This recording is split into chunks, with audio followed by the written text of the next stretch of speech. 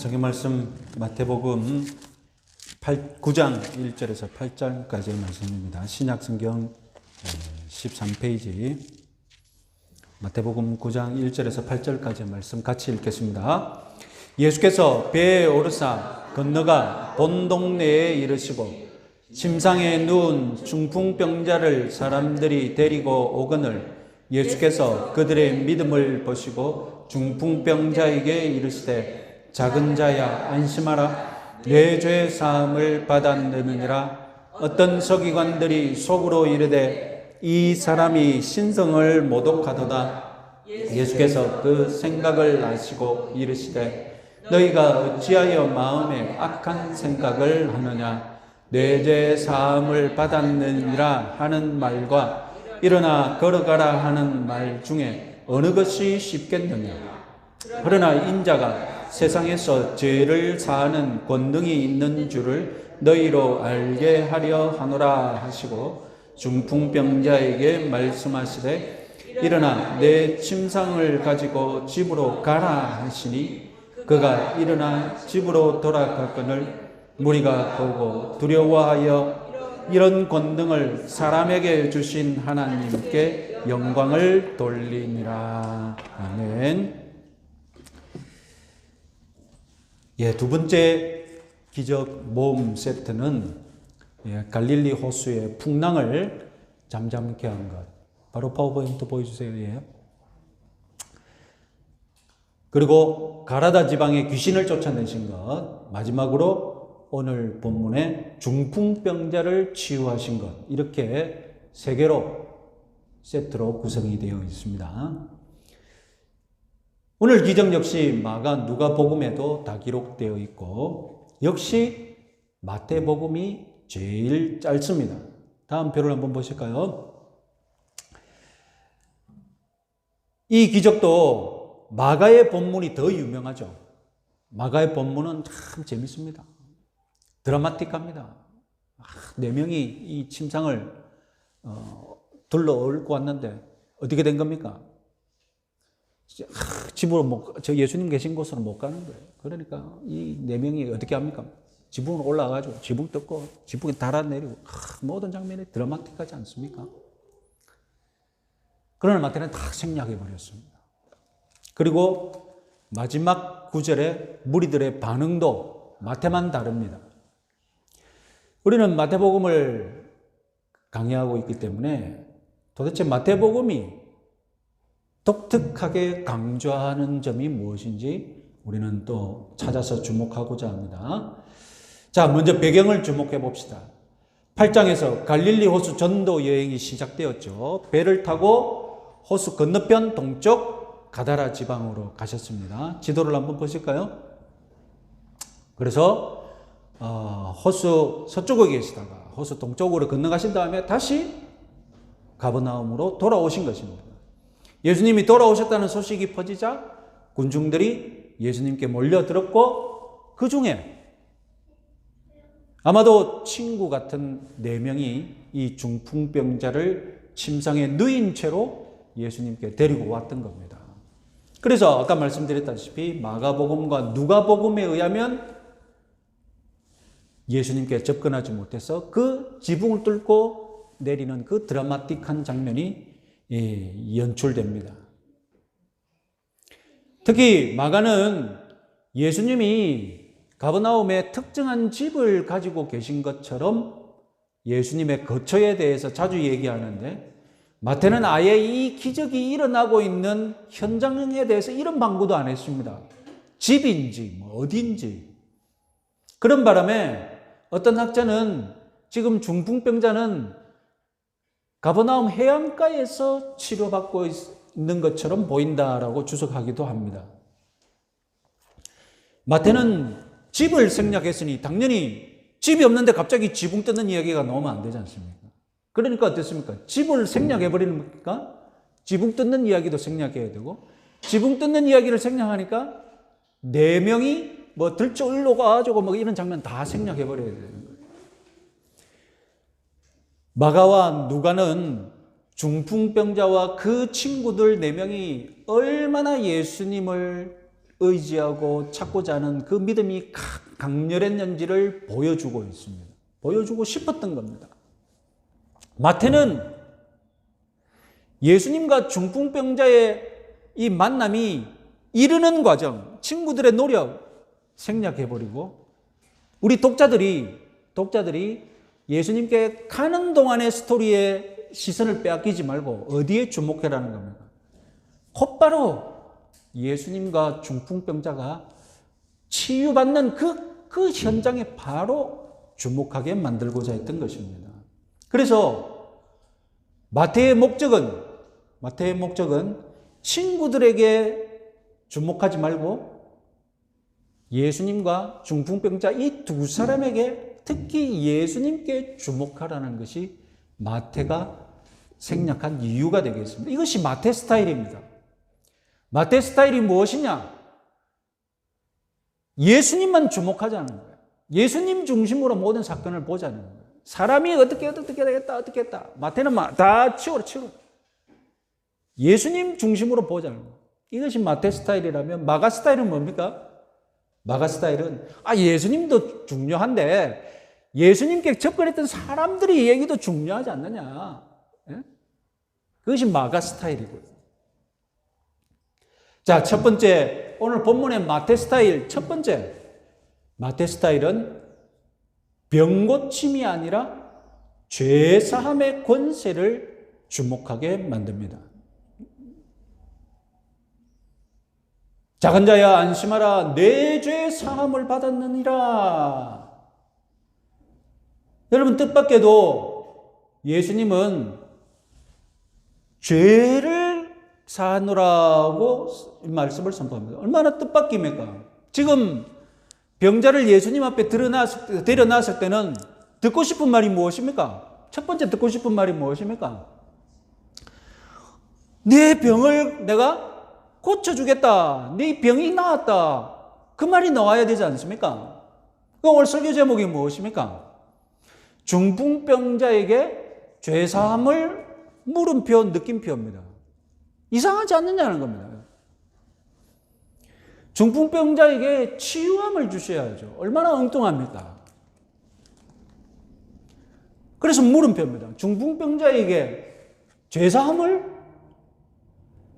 그런데 유대인의 관점에서 2000년 전 유대인의 관점에서 보면 중풍병자에게 죄사함을 먼저 선언하는 것 충분히 있을 수 있는 일입니다. 그리고 유대인들 입장에서는 충분히 이해됩니다. 왜냐하면 고대엔 질병의 원인에 대해서 과학적인 이해가 없었기 때문에 다 어떻게 해석합니까? 다 종교적이고 미신적으로 병의 원인을 해석하거든요.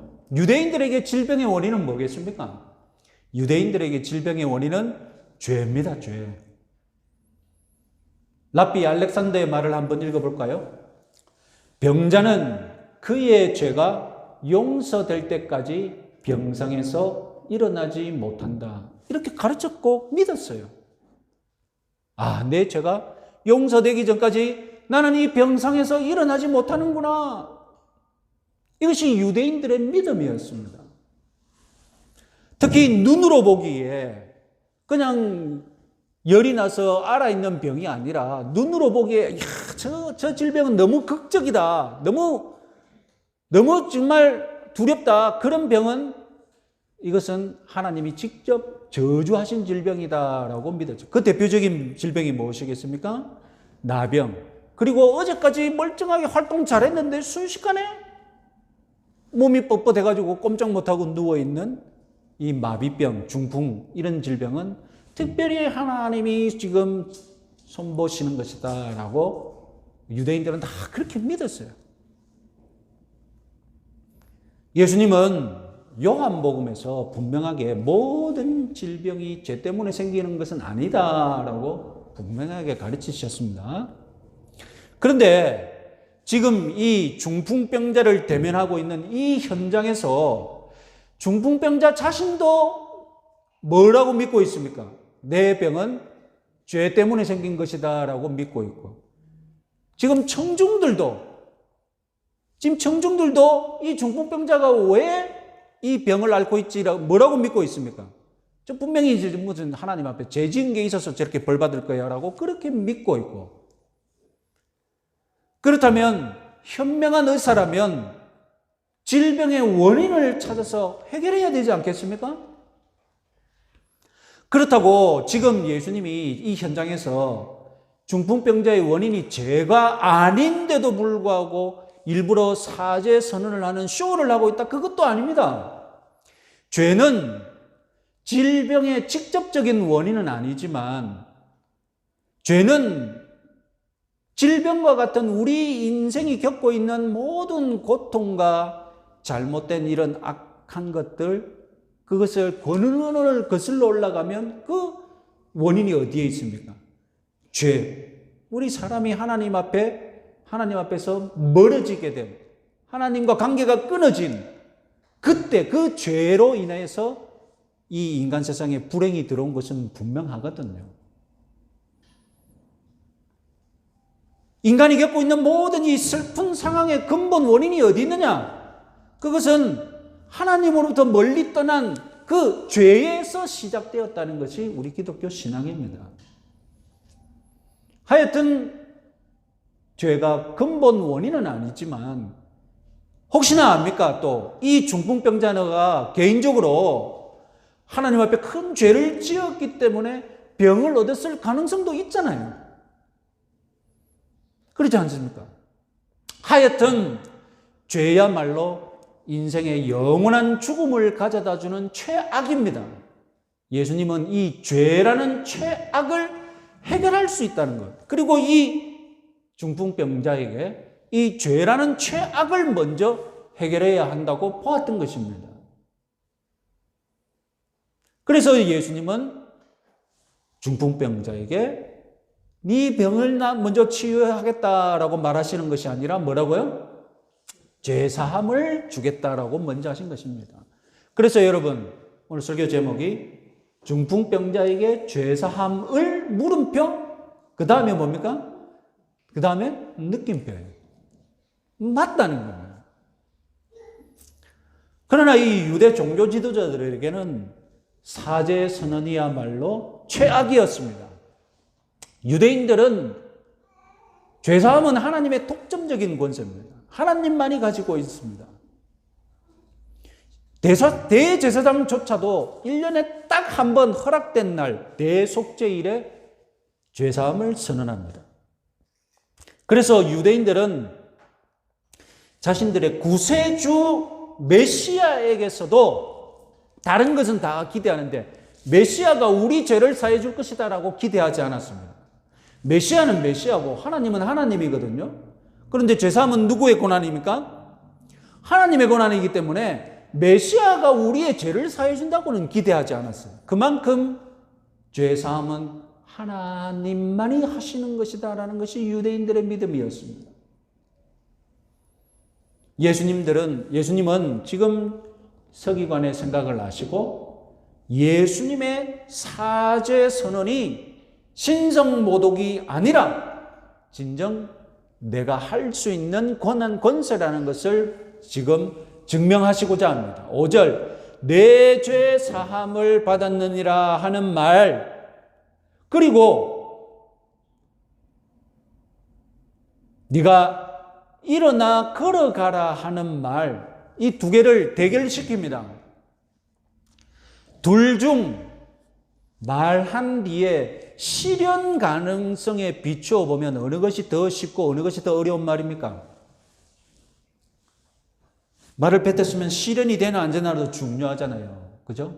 그러면 내 죄 사함을 받았다, 이 말과 일어나 걸어가라, 어느 말이 더 쉬운 말입니까? 실현 가능성에 비춰보면 내 죄 사함 받았다는 말은 실현되었는지 안 되는지 눈으로 안 보이잖아요.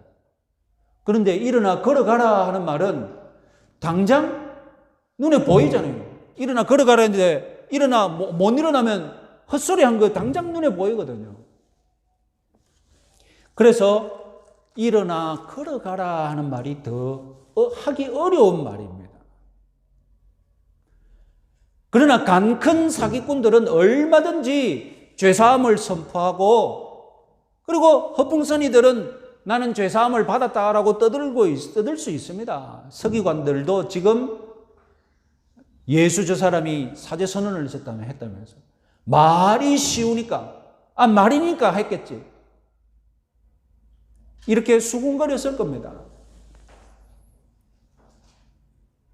예수님은 지금 5절까지 더 쉬운 사제 선포만을 하셨고 더 어려운 병 고침은 아직 안 하셨습니다. 그러나 6절 이제 상황이 뒤바뀝니다.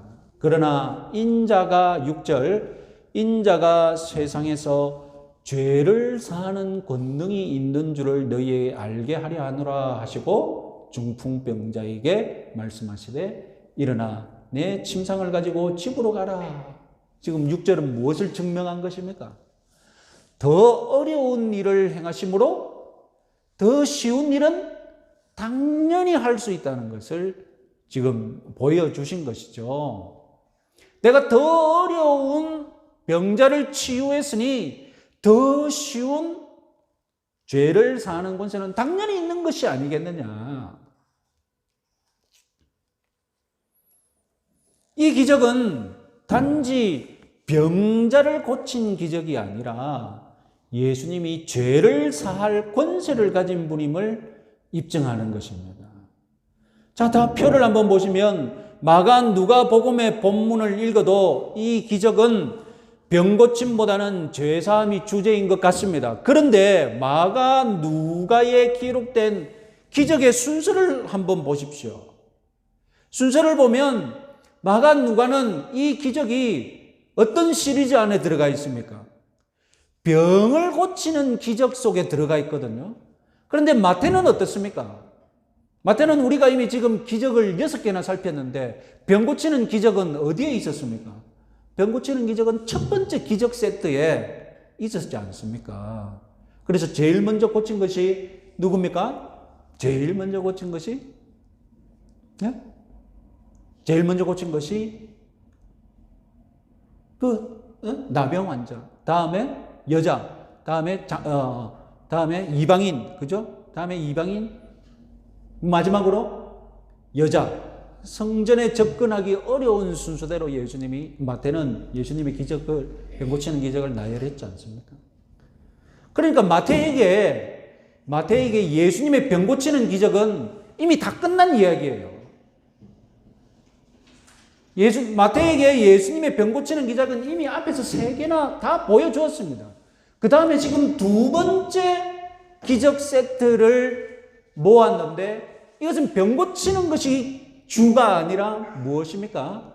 병 고치는 것이 아니라 예수님에게 특별한 권세가 있다는 겁니다. 그래서 두 번째 권세 시리즈의 첫 번째는 무엇입니까?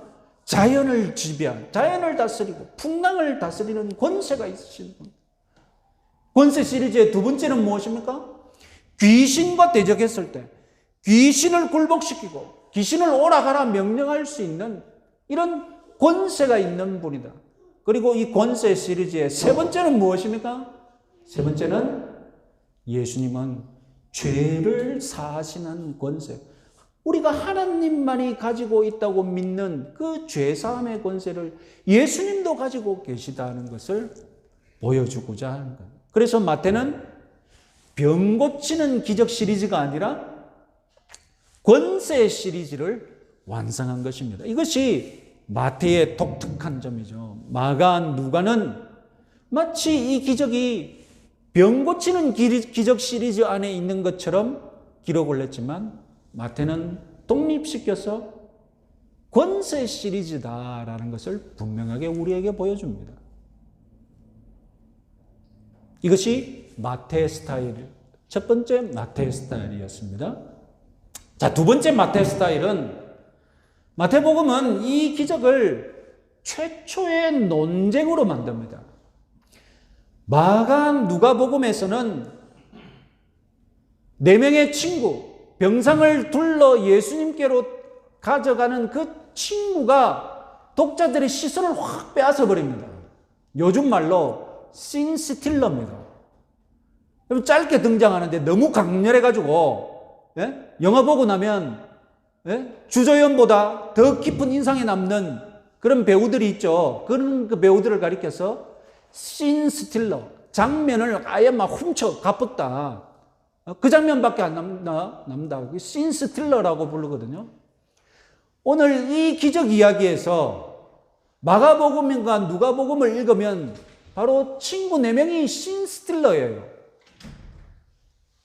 그런데 마태는 그 일을 싹 생략해 버렸습니다. 그러면 마태복음의 이야기에서 씬 스틸러는 누굽니까? 마태복음의 씬 스틸러는 서기관들이에요. 지금 예수님과 중풍병자가 지금 주연이고 조연이잖아요. 주연이고 조연 두 사람만 있으면 되는데 마태복음에는 서기관들이 그 장면을 보고 지금 뭔데 죄사함의 권세가 있다고 해요. 궁지렁 거예요. 그래서 마태복음은 지금 이 기적이, 병을 고치는 기적이 서기관과 예수님이 논쟁에 하는 바람에 생겨난 결과인 것을 유념하라고 보여주고자 한다는 것입니다. 만약에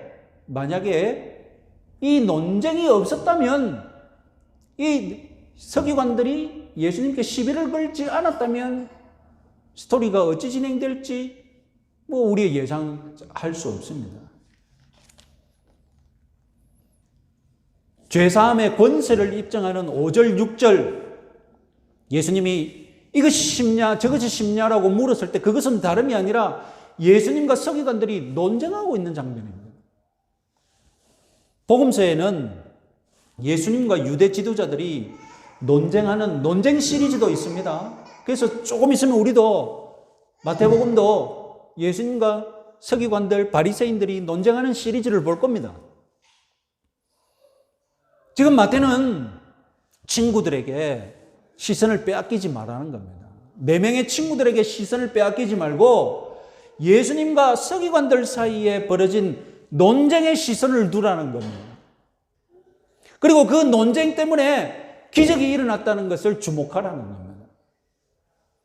그래서 예수님과 유대 종교 지도자들이 최초의 논쟁을 벌였는데 그 논쟁의 주제가 뭐라고요?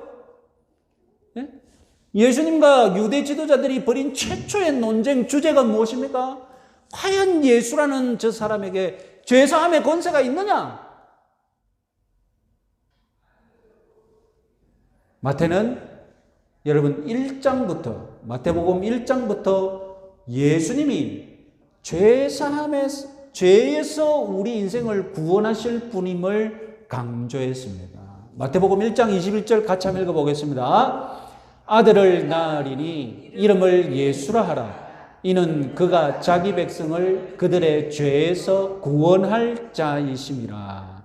죄에서 구원할 자. 그래서 이 예수라 이름 지으라고 했는데 마태복음 8장에 이르기까지 예수님이 누구를 죄에서 구원했다고 명백하게 말한 적이 있습니까?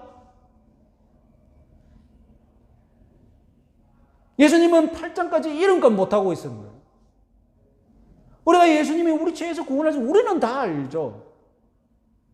그러나 마태복음 8장까지 시간 동안 예수님이 활동하면서 복음서를 읽어보면 예수님이 누구를 불러다가 네 죄를 사하노라 너는 죄에서 구원받았다 이렇게 말한 적이 없어요.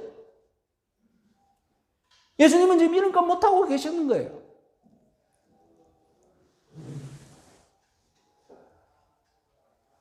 그리고 9장에 와서 비로소 네가 죄사함 받았다라고 예수님으로부터 직접 죄사함을 받은 사람이 처음 나온 거예요. 마태복음에서는 이런 체험을 받은 사람이 중풍병자가 유일합니다. 만약에 중풍병자 이야기가 없었더라면 예수님이 과연 누군가에게 직접 죄를 사해 줬는지 안 줬는지 우리는 확신을 할 수 없을 정도입니다. 예수님의 죄를 사하는 권세를 믿지 않았던 서기관들, 이와 같은 인생들 오늘날에도 볼 수 있습니다. 예수님의 권세를 믿지 않았던 서기관들. 그들이 사실 신성 모독자죠. 이제 이들은 본격적으로 예수님을 대적하기 시작했습니다. 그리고 나중에 유대 종교지도자들은 끝내 예루살렘 재판정에 예수님을 세워서 예수님을 신성 모독자라고 예수님을 유죄 판결을 내릴 것입니다. 중풍병자는 비록 몸이 마비되었지만 예수님을 믿음으로 그 영혼과 몸까지 자유를 얻었습니다. 하지만 서기관들은 스스로는 자유로운 인생이라고 생각하겠지만 사실은 그 영혼이 마비된 자죠. 예수님의 죄사한 권세를 부인하고 있는 그들이 바로 영적인 중풍병자죠. 영혼이 마비되었다. 이것도 사실 부드러운 표현입니다. 신약 성경은 우리 인생을 향하여서 뭐라고 합니까? 그 영혼이 마비된 정도가 아니라 그 영혼이 죽었다라고 말하지 않습니까? 우리는 영적으로 시체나 다름없다고 신약 성경은 분명하게 선언하고 있습니다. 오늘날 21세기에도 예수님이 죄를 사할 권세가 있음을 부인하는 그런 신성 모독자들, 영적으로 마비된 자들, 영적으로 사망한 자들 넘쳐나고 있죠. 어떤 예리하다고 자처하는 비평가들, 예수님의 죄사함의 권세를 목사들이 팔아먹고 있다고. 목사들이 치부하는 것이 무엇이냐?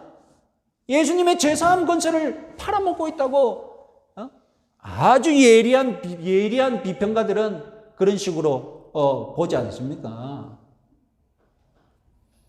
그러나 예수님에 대해 조금 관심 있는 분들, 조금 긍정적인 분들은 예수님이 내 죄를 사해주는 구원자이시다. 나는 그거는 관심이 없고 예수님은 나에게 도덕적인 각성과 도덕적인 지혜를 주시는 성인으로 믿고 싶다. 예수님이 자꾸 죄에 대해서 내 죄를 사하니 마니 나는 그 정도 죄인은 아니다. 나에게 예수님이 필요한 이유는 단지 도덕적인 지혜, 도덕적인 도전 이런 것을 받기 위함이지 뭘 자꾸 네가 죽을 죄인이다. 예수님이 죄를 사하는 그런 쪽으로는 얘기하지 마라.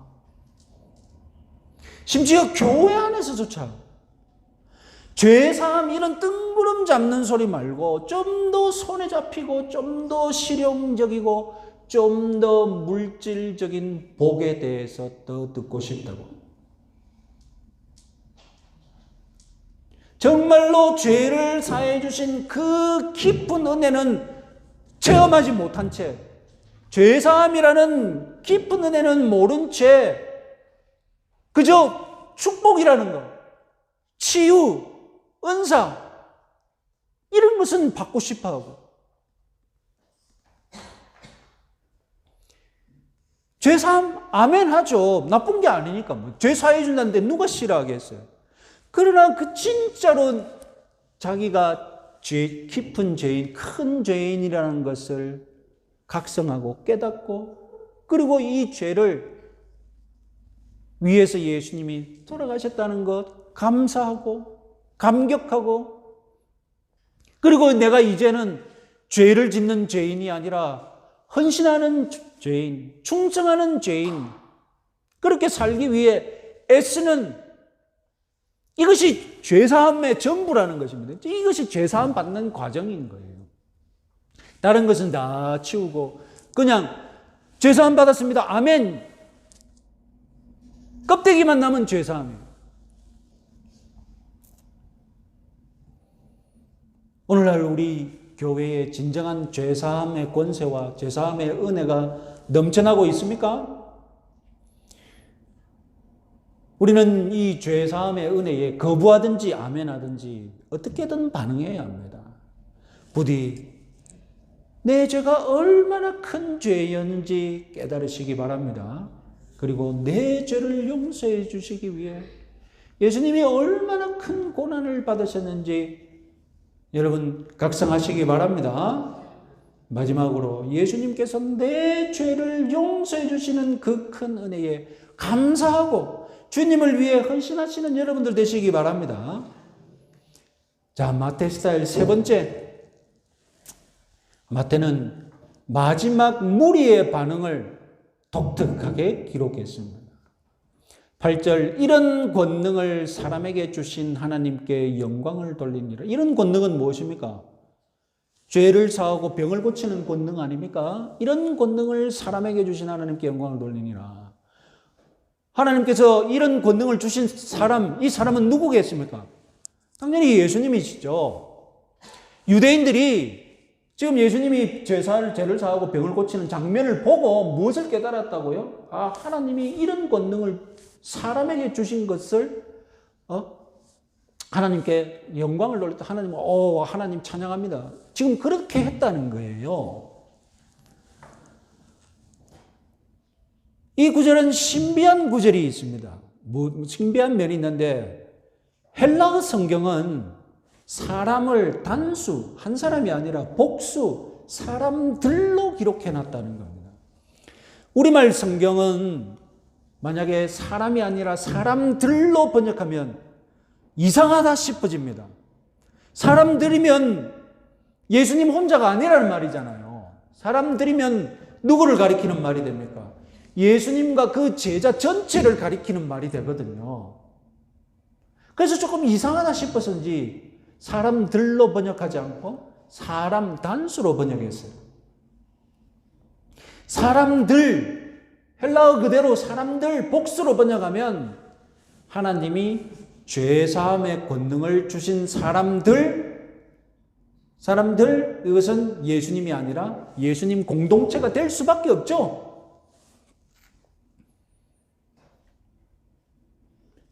자, 이것을 사람들이라는 단어를 마태가 진짜로 기록했다면, 진짜로 마태가 그렇게 기록했다면 이것은 예수님을 가리키는 말이 아니라 제자 공동체, 그리고 시대가 지나면 교회를 가리키는 말이 될 수밖에 없습니다. 그러면 더 이상해지죠. 오늘 기적은 지금 예수님이 죄사함의 권세를 가지고 계신다. 이것이 제일 되는 주제 아닙니까? 그리고 그 기적을 목격한 유대인들이 찬양한 내용이 무엇입니까? 이런 권세를 하나님이 사람들에게 주셨다라고 찬양하고 있다는 것인데, 유대인이 죄사함의 권세를 하나님만이 가지고 믿는 유대인이 감히 그런 권세를 다른 사람들에게도 줬다고 찬양했다는 말입니까? 말이 안 되는 거예요. 이 있을 수 없는 찬양입니다.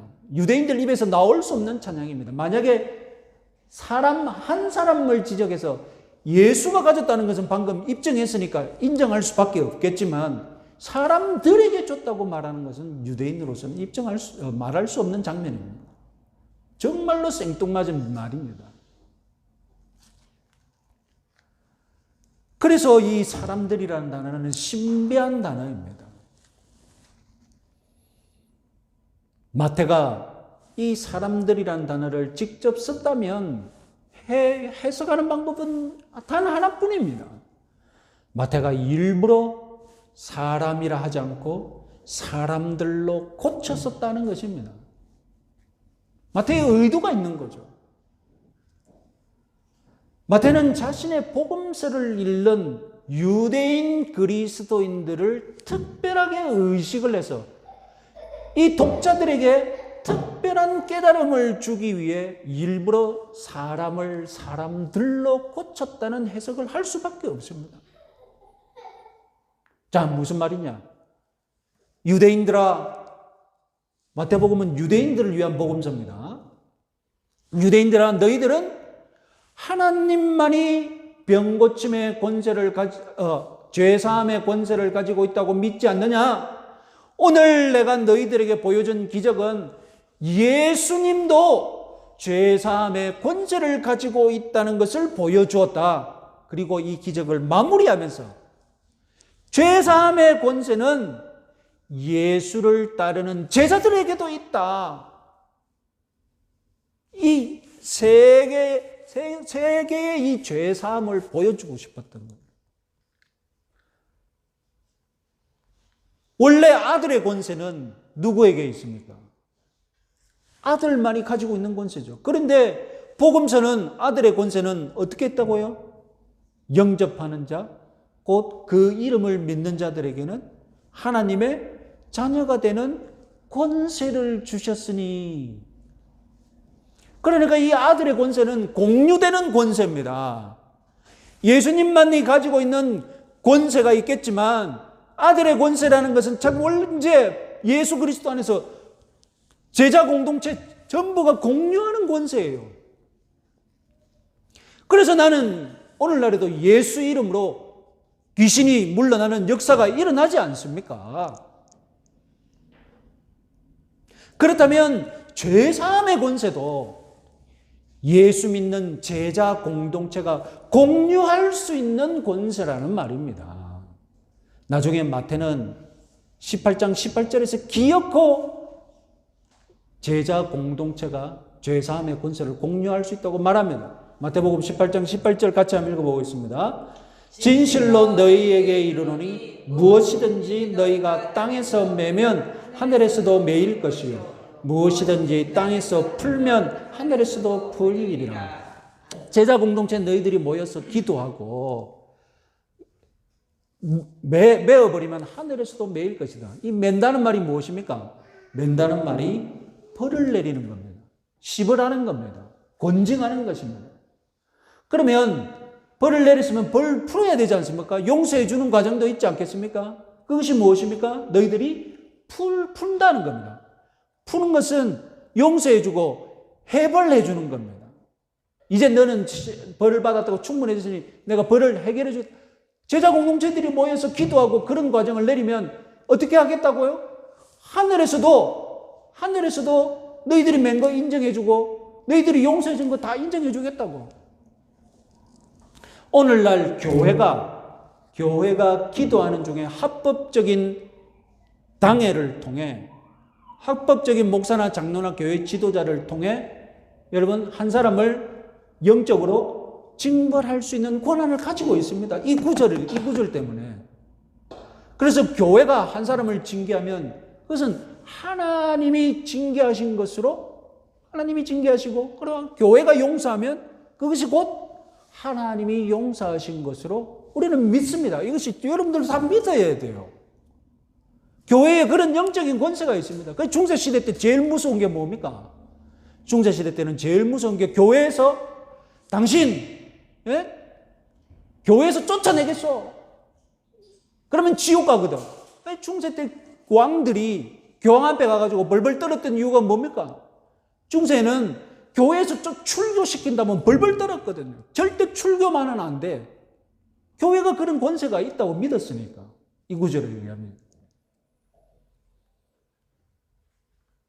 그렇다고 해서 여러분, 사람이 베푸는, 사람이 허락하는 죄사함과 예수님이 베푸시는 죄사함 똑같은 것은 아니죠. 죄사함의 질이 다르죠. 예수님의 죄사함은 우리 인간의 원죄, 하나님과 원수가 된 그 죄 전부를 다 용서하시는 것이죠. 사람의 죄는 사람이 죄사함하는 것은 무엇입니까? 사람이 구체적인 한 죄, 잘못한 죄, 드러난 죄. 그래서 일정 기간 동안 죄를 벌하는 것이고 그 죄를 사해 주는 것이죠. 우리가 예수님과 똑같은 죄사함의 권세는 아닐지라도 우리에게도 죄사함의 권세가 있음을 믿으시기 바랍니다. 여러분, 올바른 죄사함은 무엇입니까? 죄를 지으면 내가 하나님께 짓는 것이고 또 내가 죄를 지은 사람 대상도 있잖아요. 그렇잖아요. 그죠? 그래서 나는 하나님께 죄도 짓고 그리고 가해자로서 피해자에게 죄를 지은 것입니다. 죄 용서는 어떻게 일어나야 됩니까? 죄 용서는 어떻게 일어나야 될까요? 내가 죄를 지은 하나님께도 용서받고 그리고 내가 가해한 피해자에게도 용서받아야 되잖아요. 그러니까 내가 피해자다. 내가 피해자라고 칩시다. 나에게 죄사함의 권세가 있어요. 그렇잖아요. 내가 피해자니까 내가 죄를 사해줄 권세가 있는 거예요. 저 사람의 죄를 사해줄 권세가 있는 거예요. 그래서 하나님은 저 사람이 해결을 하고 하면 언제든지 죄를 사해주시는 은혜를 베푸십니다. 이제 이 사람의 죄사함을 완성하는 사람은 누굽니까? 예? 하나님이 죄를 사해주셨는데 이 사람이 진정한 죄사함을 받을 완성시키는 자가 누굽니까? 내가 죄 안 사해주면, 내가 죄사함의 권세를 안 베푸면 저 사람은 반쪽짜리예요, 반쪽짜리. 그렇잖아요. 저 사람은 반쪽짜리 지금 죄사함을 받은 거예요. 하나님의 죄사함은 받았지만, 나는 저 사람을 용서 안 해줬거든요.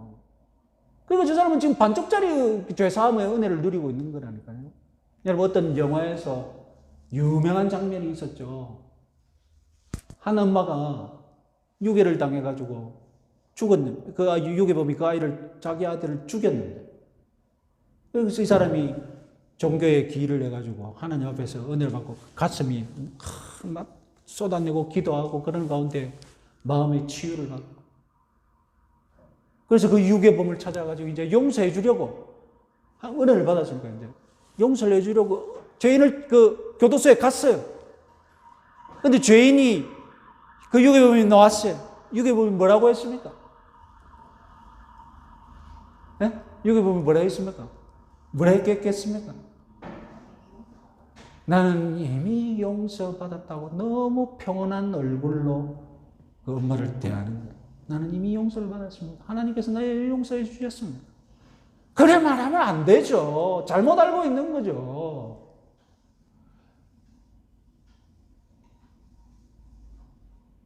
피해자가 용서를 받는데 자기가 무슨 용서를 받았다고, 하나님이 용서해 주신다고 피해자에게 가가지고 평온한 얼굴로 나는 이미 용서함을 다 받았습니다.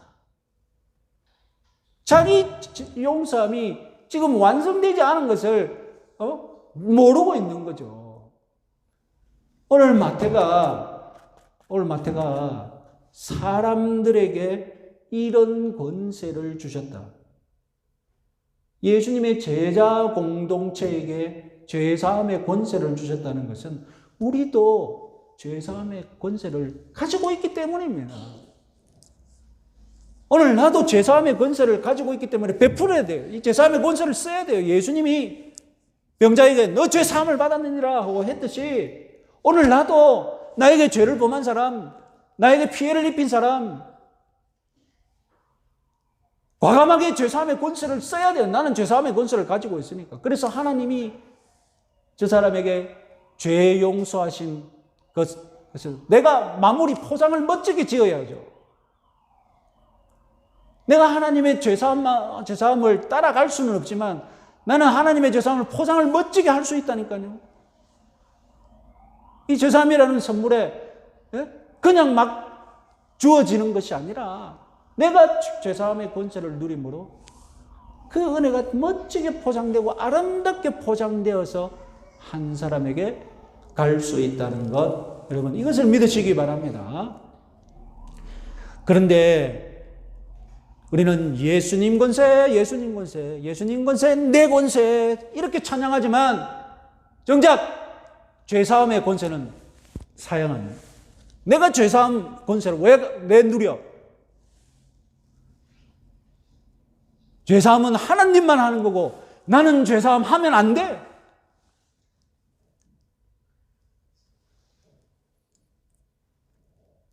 이제 내가 하나님의 자녀의 권세로, 내가 하나님의 아들이 된 권세로 여러분 죄사함의 권세를 베푸시기 바랍니다. 다른 권세는 다 누리고 싶어도 죄를 용서해 주는 권세는 나는 절대 안 누릴란다. 그렇게 여러분 거부하고 싶습니까? 여러분 하나님이 하늘로부터 주시는 이 권세는 세트입니다. 다 축복이 다 세트로 다 하나로 묶어져 있어요. 그 세트 중에 내가 하나만 받고 내 싫은 것은 안 받을란다. 불가능합니다. 하나님의 자녀로서 모든 복을 하나로부터 신령한 복을 다 받고 싶다면 죄사함의 권세도 나에게 있음을 믿으시기 바랍니다. 제사함의 권세를 여러분이 쓰면 쓸수록 진정한 하나님의 자녀가 된다는 것.